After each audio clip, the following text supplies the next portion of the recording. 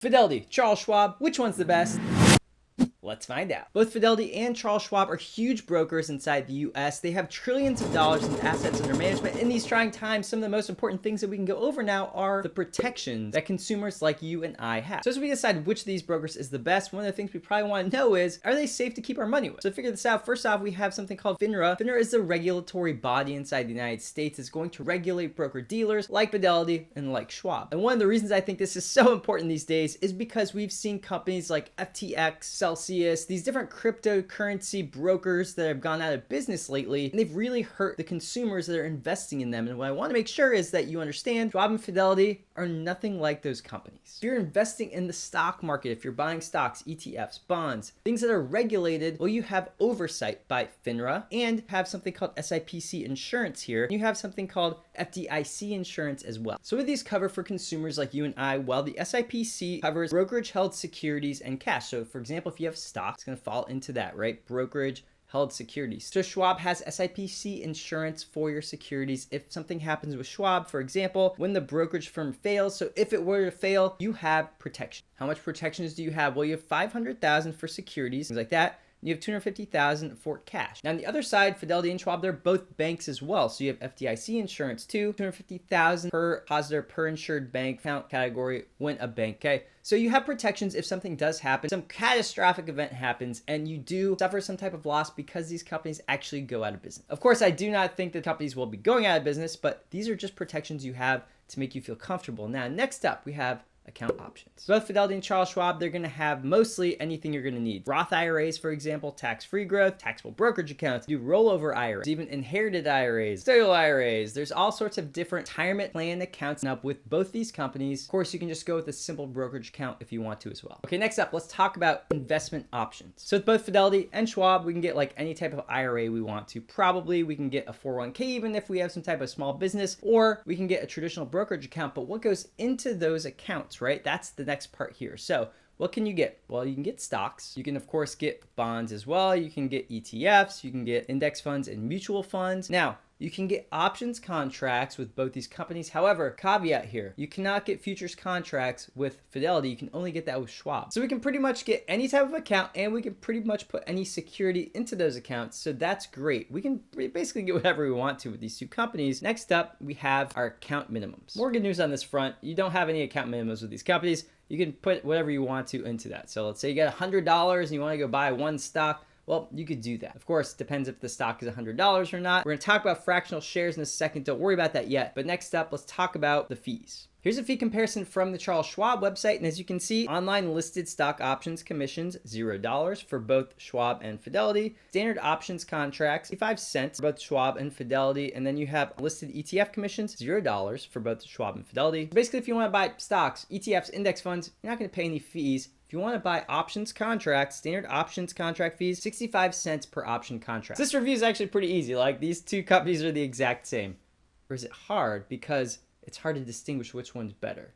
Well, let's keep going and figure it out. Next up, we have advanced charting. Schwab has something called Street Smart Edge. This is their more advanced trading platform. What's interesting though, is Charles Schwab is buying out TD Ameritrade. And TD Ameritrade actually owns Thinkorswim, and Charles Schwab has said that they're going to incorporate Thinkorswim into their charting or their advanced trading software platforms, right? So basically, you're gonna have some really good options when the merger or the buyout ends up finishing, which might be, another year and a half or so. But by that time, you're gonna actually have a really good potential platform called Thinkorswim with Charles Schwab. Fidelity actually has something called Active Trader Pro, and this is kind of like Charles Schwab's Street Smart Edge. Probably Thinkorswim is the best type of trading platform out of all these three. So it's exciting that Charles Schwab will eventually have that, but for now they don't. Okay, coming up next, we have maybe a little bit more of a subjective one, but this one is customer service. Now, the main thing about Schwab is that you can access a Schwab investment professional 24 hours a day, 365 days a year. And so in general, I'd say it's pretty well accepted that Charles Schwab does have the best customer service when it comes to access and being able to talk to people if you're really in a crunch, you need to talk to someone really quickly. Fidelity, I don't think has 24-hour services, but I don't think they're that bad. I just know that Schwab is probably the best out of these two.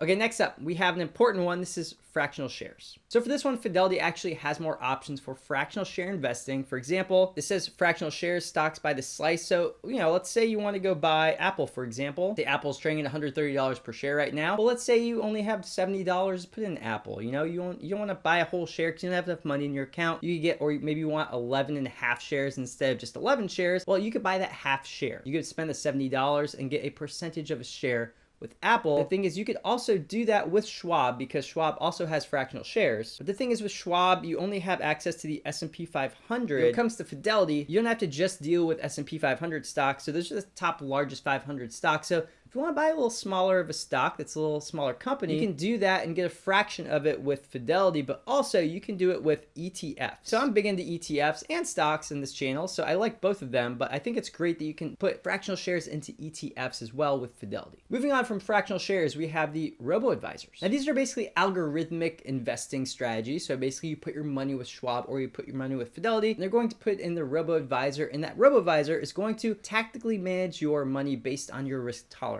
For example, if you're a little bit more conservative, it's going to make sure that it puts less money into stocks, more into type things like bonds, for example. If you're more aggressive, you're going to put more money into things like just general stocks in the stock market and less into bonds. This is a generalization, but that's generally how it goes. Now, Charles Schwab has the Schwab Intelligent Portfolios. The great thing about this is there's no fee. If you have a general account, Charles Schwab Intelligent Portfolios, you're gonna have to pay a fee any of this service. So literally you have money with Schwab, you can go out, throw it into this thing, you don't have to pay any fees. Now Fidelity has something called Fidelity Go, similar to Robo Advisor, just like Charles Schwab's Intelligent Portfolios. The thing with this one is no advisory fee for under $25,000, but there is a fee of 0.35% for balances of $25,000 plus. Includes one-on-one coaching calls. So generally speaking, you're gonna pay probably a little bit more if you have more than 25 grand with this one than if you go with Charles Schwab Intelligent Portfolios, which literally doesn't charge you anything. Okay, so next up we have crypto. This one is interesting. So Fidelity does have a crypto trading platform coming for those of you who are interested in cryptocurrencies. It's called Fidelity Crypto. I'm sure they did a lot of name studies on that name. And this one actually has the ability to invest in cryptocurrency. Now, Schwab does not have any cryptocurrency trading,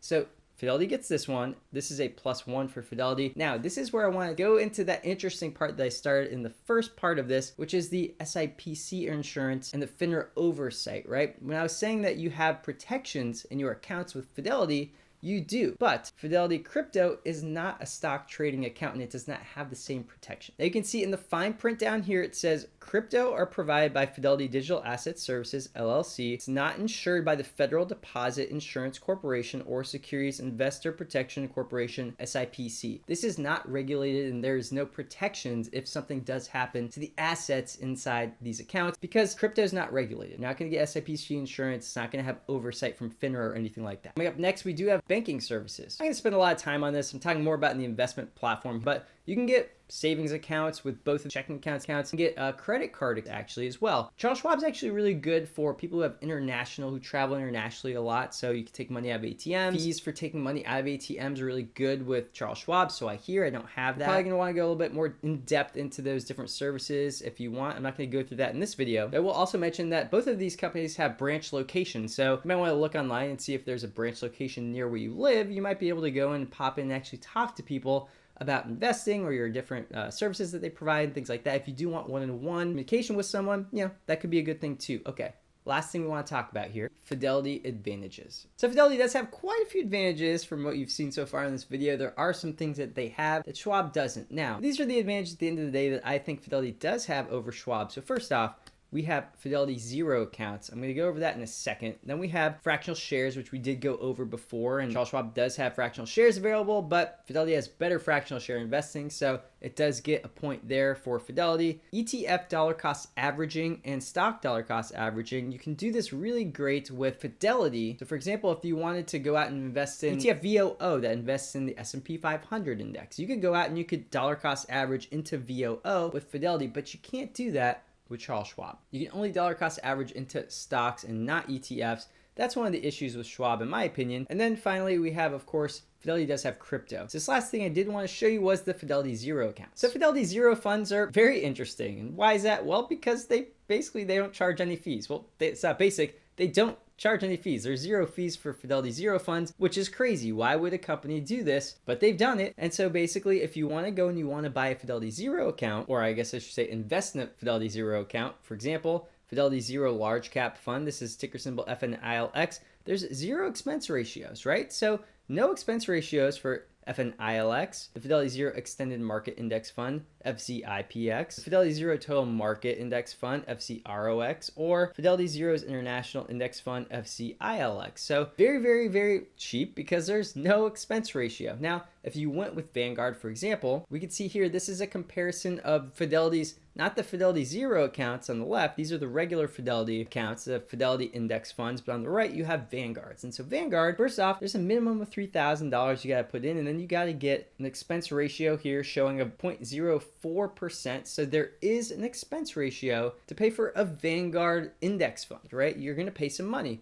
Well, you get Fidelity Zero funds, and you could just invest, not pay any money. One caveat, you don't get to get quarterly distributions on dividends. It's only going to be once a year. So which one do you like? Leave me a comment below. And if you do want to see some of the Vanguard ETFs that I think you could buy and hold forever, watch this video right here. And I got a disclaimer here, and I'll see you next time.